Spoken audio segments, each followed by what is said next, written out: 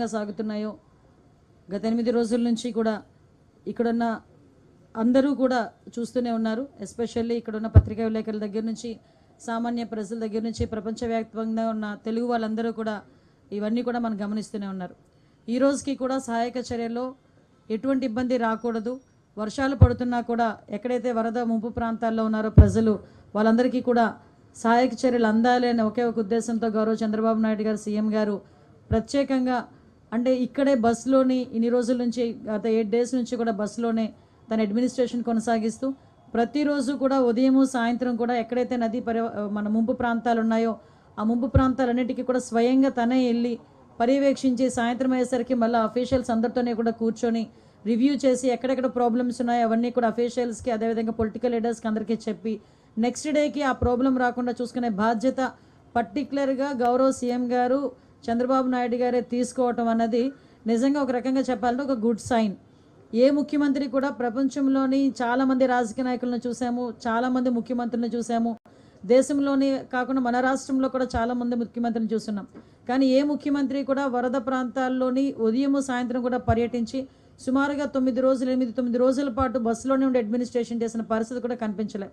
At the same time ఒక administration వేలోనే కాకుండా ఒక హ్యుమానిటీ వేలోని కూడా ఆలోచన చేసుకొని ఇప్పటికీ కూడా కొన్ని చోట్ల వరద ముంపు ప్రాంతాల్లోని వరద తగ్గినప్పటికీ కూడా కొన్ని ప్రాంతాల్లో వరద ముంపు ప్రాంతాల్లో ఉన్నారు, ఇంకా వాటర్ కొన్ని చోట్ల నిల్వ ఉంది. అటువంటి ఏరియాల వాళ్ళకి మనం ఏం చేయాలనే ఉద్దేశంతో కంపల్సరీగా ప్రతి ఒక్కరికి కూడా 3 పూట్ల భోజనం పంపించాలి. బ్రేక్ఫాస్ట్ దగ్గర నుంచి వాటర్ దగ్గర నుంచి బ్రెడ్ పాలు బిస్కెట్స్ అన్నీ కూడా పంపించాలి అని ఒకే ఒక ఉద్దేశంతో ఈ రోజు మార్నింగ్కి కూడా సుమారుగా 3,05,966 బ్రేక్ఫాస్ట్ ప్యాకెట్స్ పంపించడం జరిగింది. వాటితో పాటు ఈరోజు మార్నింగ్ వాటర్ ప్యాకెట్స్ దగ్గర నుంచి 1,56,100 వాటర్ బాటిల్స్, అదేవిధంగా మిల్క్ కూడా 1,84,376, అదేవిధంగా బిస్కెట్స్ 1,50,000 బిస్కెట్స్ ప్యాకెట్స్ కూడా అక్కడ ఎక్కడైతే నీడ్ ఉందో ఆ నీడ్ ఉన్న ప్రాంతాలన్నిటికీ కూడా పంపించడం జరిగింది. అట్ ద సేమ్ టైం ఎవరైనా భోజనం కావాలి అని చెప్పినా కూడా ఇమ్మీడియట్గా అక్కడ కూడా వాళ్ళకి ఇచ్చే పరిస్థితి కూడా మనకు ఉంటుంది.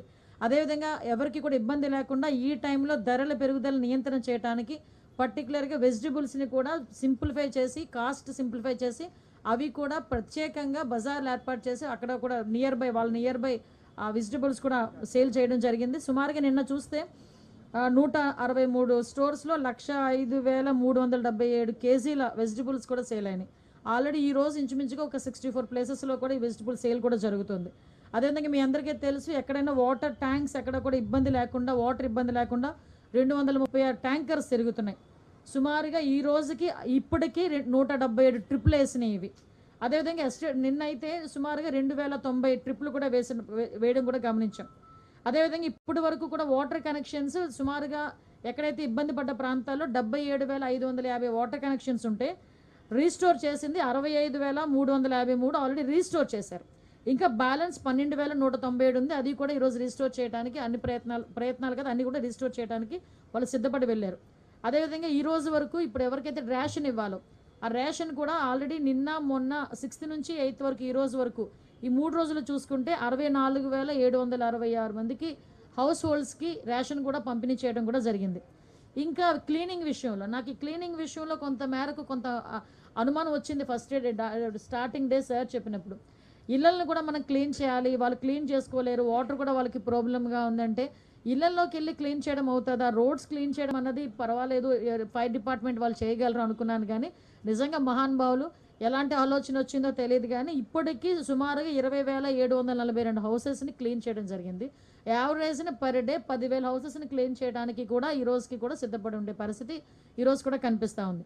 వీటితో పాటు మీరు చూసారు ఎక్కడైతే వాటర్ అంతా వెళ్ళిపోయిందో ఆ వాటర్ లేని చోట కూడా మనకి ఫైర్ డిపార్ట్మెంట్ వాళ్ళ చేత ట్యాంకర్స్ తెప్పించుకొని పైప్ లైన్స్తో మొత్తం అంతా క్లీన్ చేయటం, డ్రోన్స్ని ఉపయోగించి క్లోరినేషన్ చేయటం, డ్రోన్స్ని ఫుడ్ ప్యాకెట్స్కి సప్లై చేయడానికి పంపించడం ఒక ఎత్తు అయితే అదేవిధంగా డ్రోన్స్ పెట్టి క్లోరినేషన్ కూడా చేసే ప్రక్రియ కూడా ఆల్రెడీ చాలా చోట్ల మొదలైంది. కానీ కొన్ని చోట్ల దురదృష్టం ఏంటంటే కొంతమందికి కళ్ళు ఉంటాయి కానీ చూడలేరు, చెవులు ఉంటాయి కానీ వినలేరు. అలాంటి వాళ్ళందరికీ క్లారిటీ ఇవ్వడానికి నేను పర్టికులర్గా ఈ లెక్కలన్నీ మళ్ళీ మీతో చెప్పడం జరుగుతుంది. సుమారుగా 42 డ్రోన్స్ తిరుగుతున్నాయి. అందులో దగ్గర 1,23,751 ఫుడ్ ప్యాకెట్స్ డ్రోన్స్ ద్వారా ఎక్కడైతే వాటర్లోని ఉండిపోయారో వాళ్ళందరికీ కూడా తీసుకెళ్లే పరిస్థితి కూడా కనిపిస్తూ ఉంది. అంటే ఓవరాల్గా ఎందుకు ఇవన్నీ చెప్తున్నానంటే, ఒక ముఖ్యమంత్రి ఏదైనా వరద వచ్చింది లేకపోతే సైక్లోన్ వచ్చింది అటువంటి సమయంలో ఒక రోజు ఉంటారు, ఏరియల్ సర్వే చేసుకుంటారు, పర్యవేక్షించుకుంటారు, ఎవరైనా వెళ్ళిపోతారు. కానీ చంద్రబాబు నాయుడు గారు సీఎంగా ఆయనకున్న బాధ్యత ఒక ఎత్తు అయితే, ఎవరైతే 5 రోజుల కింద 6 రోజులుగా కూడా నీటిలోనే మగ్గిపోయిన వాళ్ళ ఫ్యామిలీ తాలూకా మెంటల్ స్టేటస్ ఎలా ఉంటుంది అని ఆలోచించే వ్యక్తిగా ఒక హ్యుమానిటీ యాంగిల్ మీద ఆలోచించి వాళ్ళకి అన్ని రకాలుగాను భరోసా కల్పించాలని ఒకే ఒక ఉద్దేశంతో వాళ్ళకి ఫుడ్ దగ్గర నుంచి ఎలక్ట్రిసిటీ దగ్గర నుంచి అవన్నీ కూడా రీస్టోర్ అయినంత వరకు మళ్ళా తిరిగి విజయవాడ ప్రజలందరూ తమ తమ పనుల్లోని నిమగ్నం అయ్యేటంత వరకు కూడా నేను ఇక్కడి నుంచే అడ్మినిస్ట్రేషన్ చేస్తాను అని చెప్పడం ఒక ఎత్తు, పండగలను కూడా పక్కన పెట్టి ఫ్యామిలీని కూడా పక్కన పెట్టి ఈరోజు గత 8-9 రోజులుగా ఆయన ఇక్కడే మనం ఉండటం కూడా మనందరం కూడా గమనించాలి. ఇది గమనిస్తున్న వాళ్ళు ప్రజలందరూ కూడా గమనిస్తున్నారు, మీలాంటి పత్రికా విలేకరులందరూ కూడా సపోర్ట్ చేస్తున్నారు. మీరే కాదు, ఆల్ డిపార్ట్మెంట్, ముఖ్యంగా గవర్నమెంట్ ఎంప్లాయీస్ని కూడా ఈరోజు మనం ప్రశంసించాల్సిన అవసరం ఉంది. పోలీస్ డిపార్ట్మెంట్ దగ్గర నుంచి అన్ని డిపార్ట్మెంట్ వాళ్ళు కూడా ఈరోజు విజయవాడ సెంట్రిక్గా చేసుకొని అన్ని సహాయక కార్యక్రమాల్లోని పాల్గొనే కార్యక్రమం ఒక ఎత్తైతే, సీనియర్ ఐఏఎస్ ఆఫీసర్లు కూడా కూర్చొని ఈరోజు ఒక్కొక్క వార్డు తీసుకొని వాళ్ళు పర్యవేక్షించి వాళ్ళు డైరెక్ట్గా ఫీల్డ్ మీద దిగి ఒక్కొక్క ఇంటికి తీసుకెళ్ళి రేషన్ ఇచ్చే పరిస్థితి కూడా కనిపిస్తూ ఉంది. ఇన్ని జరుగుతున్నా కూడా సొంత ఖర్చుతోని ఒక పులిహార ప్యాకెట్ కూడా చేయించి వరద బాధితులకి ఇవ్వలేని జగన్మోహన్ రెడ్డి ఈరోజు ఎక్కడో బెంగళూరులో కూర్చొని లిటరల్లీ చెప్పాలంటే పులిహోర కబుర్లు మాట్లాడుతున్నాడు. సారీ, నేను ఎందుకంటే మాట్లాడుతున్నానంటే, ఇంత జరుగుతుంది, ప్రపంచం అంతా చూస్తుంది, ప్రజలందరూ బయటికి వెళ్తే ఎస్ మాకు ఇది జరిగింది, మాకు ఇది అందింది అని చెప్తున్నారు, దాతలందరూ ముందుకు వస్తున్నారు. సిగ్గుపడాలి. చిన్న పిల్లలు వాళ్ళకి కిడ్నీ బ్యాంక్స్ తీసుకొచ్చుకొని ఇది కూడా మేము ఇస్తామని చెప్పి సీఎం గారి దగ్గరికి వచ్చి వాళ్ళు ఇస్తున్నారు. కొంతమంది పిల్లలైతే చదువుకున్న పిల్లలైతే వాళ్ళ పాకెట్ మనీని తీసుకొచ్చి వరద సహాయ ప్రాంతాల్లో ఉన్న వాళ్ళందరికీ కూడా ఇవ్వాలని చెప్పి ఆలోచన చేశారు. కానీ ఇవన్నీ పక్కన పెట్టేసి ఎక్కడో బెంగళూరులో కూర్చొని ఈరోజు ప్రభుత్వం మీద బురద జల్లే పరిస్థితి ఈరోజు కనిపిస్తూ ఉంది. అరే ఎక్కడో బెంగళూరులో కూర్చోవడం అన్నది కూడా కాకతాళీయమే. ఎందుకంటే ఈయనకి నిజంగా పాస్పోర్ట్ ఇచ్చుంటే ఈ టైంకి లండన్లో కూర్చునేవాడు. ఈ టైంకి లండన్లో కూర్చోవలసిన మనిషి పాస్పోర్ట్ అవ్వలేదు కాబట్టి బెంగళూరులోకి వెళ్ళి కూర్చొని అక్కడి నుంచి విమర్శలు చేయడం, ట్వీట్లు పెట్టడం. అరే నువ్వు 2 రోజుల అంటే మహా అయితే ఈ 9 రోజుల వరద ఉన్న ఈ విజయవాడ సిటీలో 20 నిమిషాలు గడిపాడు జగన్మోహన్ రెడ్డి కరెక్ట్గా చూసుకుంటే. ఒక రోజు ఒక 10 నిమిషాలు, ఇంకొక రోజు ఒక 10 నిమిషాలు. కానీ ఈరోజు గౌరవ ముఖ్యమంత్రి చంద్రబాబు నాయుడు గారు అలా కాదే, ఉదయము సాయంత్రము కూడా వెళ్ళటమే కాదు, వాళ్ళందరూ కూడా ఎలా ఉన్నారు, ఏం చేస్తున్నారు అనేది చాలా క్లియర్గా కనుక్కొని సాయంత్రం మళ్ళీ మీ అందరికీ కూడా బ్రీఫ్ ఇచ్చి ఇక్కడ మళ్ళీ అఫీషియల్స్ అందరితో పాటు మీటింగ్ ఏర్పాటు చేసుకొని వాళ్ళతో క్లియర్గా ఎలా జరుగుతుంది. ఏ మంత్రి అండి ఈరోజు వరకు ఒక బ్రీచ్ని క్లోజ్ చేయడానికి ఇన్ని రోజులు ఒక మంత్రి అక్కడ 3 రోజులు 4 రోజులు కూర్చున్న సందర్భం ఉందా? ఈరోజు గౌరవ ముఖ్యమంత్రి గారి ఆదేశాల మేరకు నిమ్మల రామానాయుడు గారు వెళ్ళి బుడమేరు ఆ బ్రీచ్ని క్లోజ్ చేయడానికి 3 రోజులుగా నిద్రాహారాలు మాని వాన్లో తడుస్తూ అక్కడే కూర్చున్నారే. ఇవన్నీ ఎందుకు కనిపించట్లేదు ప్రతిపక్షాల వాళ్ళకి? ఇవన్నీ ఎందుకు అసలు వినిపించట్లేదు ప్రతిపక్షాల వాళ్ళకి? కనీసం ఏదో రకంగా బురద జల్లాలి అని ఒకే ఒక పరిస్థితుల్లోని పేటీఎం బ్యాచ్ని దింపి సాక్షి ఛానల్ని పట్టుకొని నోటుకు వచ్చినట్టు మాట్లాడడం తప్పించి ఏమీ వాళ్ళు చేసే పరిస్థితి అయితే కనిపించట్లే. ఒకటైతే క్లియర్గా ఉన్నాను, ప్రజలందరూ కూడా ఇప్పుడు ఎన్డీఏ పక్షాన ఉన్నారు. ఎన్డీఏ నాయకులందరూ కూడా ఈరోజు ముందుకు వచ్చి సేవా కార్యక్రమాల్లో పాల్పంచుకుంటున్నారు. రేపటి నుంచి కూడా ఎన్యూమరేషన్ కూడా స్టార్ట్ అవుతుంది. ఎన్యూమరేషన్లో కూడా ప్రజలందరూ కూడా సహకరించాల్సిందిగా ప్రజలందరికీ కూడా నేను కోరుకుంటున్నా. ఎన్యూమరేషన్ స్టార్ట్ అయిన తర్వాత వాళ్ళకి ఎలాగ రిలీఫ్ ఇవ్వాలనేది కూడా ఆలోచన చేసుకుని రిలీఫ్ కూడా ఇస్తాం.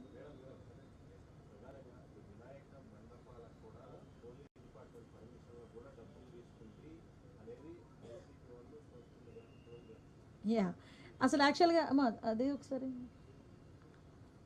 యాక్చువల్గా ఇక్కడ మీకు ఒక విషయం చెప్పాలండి. ఇది జీవో 2022లో అంటే వైఎస్ఆర్సీపీ గవర్నమెంట్లో ఉండేటప్పుడు ఈ జీవో ఇష్యూ చేశారు. అయితే విషయం ఏమైందంటే కరెక్ట్గా 15 డేస్ బ్యాక్ 20 డేస్ బ్యాక్ మాకు అన్నీ కలిపి ఒకే పోర్టల్లో అంటే సింగిల్ విండో విధానం తీసుకొచ్చి ఆ సింగిల్ విండో విధానంలోని ఇప్పుడు మన electrical department permission, R&B permission, panchayati municipality permission, police permission, electricity permission, ఈ 5 పర్మిషన్స్ డెఫినెట్గా మనకి వినాయక మండపం పెట్టాలంటే ఉండాలి. ఇంతకుముందు ఏం చేసేవారంటే ఒక్కొక్కరు ఒక్కొక్క దగ్గరికి వెళ్ళి పర్మిషన్స్ తీసుకునేవారు. మేము అలా కాకుండా ఒక జాయింట్ ఇన్స్పెక్షన్ పెట్టి ఒక జాయింట్ సింగిల్ విండో విధానం పెట్టాం. అయితే ఆ రోజు ఏం చేశారంటే ఇదే జీవోని నాకు డిపార్ట్మెంట్ వాళ్ళు తీసుకొచ్చి ఇచ్చారు. ఇస్తే నేను యాస్టేజ్గా ఈ జీవోలోని ఏదైతే ఉందో మేము దాన్ని చెప్పడం జరిగింది. అయితే ఈ విషయం తెలుసుకున్న వెంటనే గౌరవ సీఎం గారికి విజ్ఞప్తులు వచ్చినాయి. గౌరవ సీఎం గారు కూడా దీని విషయం మీద మమ్మల్ని అడిగారు. అడిగిన వెంటనే సార్ ఇలా జరిగింది, ఇలా జీవో ఉంది అంటే ఇమ్మీడియట్గా ఆపండి, ఎవరు కూడా రూపాయి కూడా కలెక్ట్ చేయొద్దు. ఎస్పెషల్లీ ప్రతి సౌండ్ సిస్టమ్కి మనకి ఏదైనా మనం సౌండ్ సిస్టమ్ పెట్టామంటే దానికి పర్టికులర్గా మైక్కి పర్మిషన్ తీసుకోవడానికి 100 రూపాయలు తీసుకుంటారు డిపార్ట్మెంట్ వాళ్ళు కూడా. అది కూడా తీసుకోవద్దు వినాయక చవితులకి అని చెప్పి చాలా క్లియర్గా 10 రోజుల క్రితమే ఈ విషయం చెప్పడం జరిగింది. ఎవ్వరూ ఎక్కడ కూడా ఎటువంటి ఫీజెస్ కూడా కలెక్ట్ చేయట్లేదు, ఎటువంటి చలనాలు కూడా కలెక్ట్ చేయట్లేదు.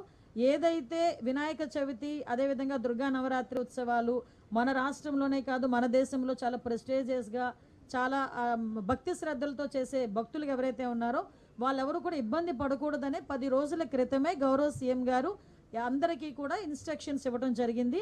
ఈ రోజుకి కూడా కనీసం మైక్ పర్మిషన్కి కూడా మేము ఎవరం కూడా డబ్బులు తీసుకోవట్లేదు. ఇది క్లియర్. దీనికి నేను 20 రోజుల క్రితం మాట్లాడిన మాటలను తీసుకొచ్చి వైఎస్ఆర్సీపీ వాళ్ళు ఏమీ లేదు అన్నట్టుగా ఈరోజు కావాలని దాన్ని ట్రోల్ చేసే పరిస్థితి చూస్తూ ఉంటే వాళ్ళ తాలూకా అవివేకత్వం, దాని తెలివి తక్కువతనం, అదేవిధంగా వాళ్ళు బురద జల్లే కార్యక్రమాల్లో వాళ్ళకి టైము సిచ్యువేషను అలాంటివి ఏం అవసరం లేదన్న సంగతి కూడా చాలా క్లియర్గా అర్థమవుతుంది. ఇది క్లియర్గా ప్రజలందరికీ కూడా అర్థం కావాలి కాబట్టి చెప్తున్నా. ఇది ఆల్రెడీ 2022లో ఇచ్చిన జీవో. ఆ రోజు ఆ జీవోని కూడా పక్కన పెట్టి ఎట్టి పరిస్థితుల్లోనే ఎవరికి కూడా అది కలెక్ట్ చేయొద్దు అని చెప్పారు. ఎవరు కూడా అక్కడ కలెక్ట్ చేయట్లేదు. ప్రతి ఒక్క చోట కూడా వినాయక ఉత్సవాలు అంగరంగ వైభవంగా జరుగుతున్నాయి. ప్రజలు ఎవరు కూడా ఇబ్బంది పడట్లేదు.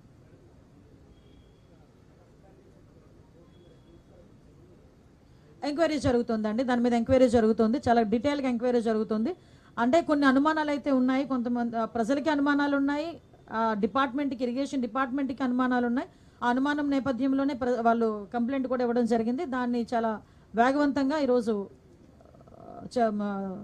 తీసుకుంటున్నారండి, ఎంక్వైరీ చేస్తున్నారు. అమ్మా ఎంక్వైరీ జరుగుతుందండి. ఎంక్వైరీ జరగడం అంటే అవతల వాళ్ళు అనుమానితులు ఎవరైతే ఉన్నారో వాళ్ళని తీసుకొచ్చే కదా మనం ఎంక్వైరీ చేస్తాము. At the same time field లెవెల్లో కూడా వెళ్ళి ఎంక్వైరీ చేస్తున్నారు. ప్రస్తుతానికి ఎంక్వైరీ లెవెల్లో ఉంది.